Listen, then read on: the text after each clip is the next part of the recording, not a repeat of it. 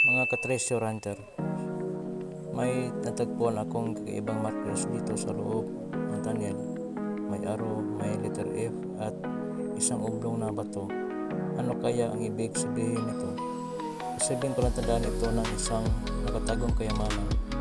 Panoorin ninyo hanggang dulo para sa buong detalye. Unang napansin ko itong arrow na nakaukit sa lupa. Karaniwang ibig sabihin nito ay direksyon. Pero saan kaya ito patungo? Dito naman may letter F. Hindi pa ako sigurado kung ano ang ibig sabihin nito. Pero may mga litorya ako. Posibleng initials ito ng isang pangalan o isang code na ginagamit ng mga naglibing ng kayamanan. At ito ang pinakakaiba sa lahat. Isang oblong na bato na makinis ang texture. Hindi ito tulad ng ibang bato sa paligid.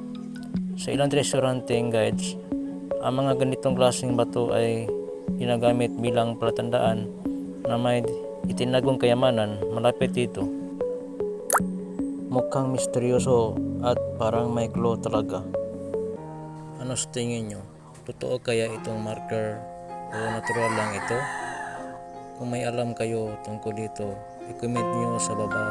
Malaking tulong ang inyong opinion sa ating treasure hunting at journey.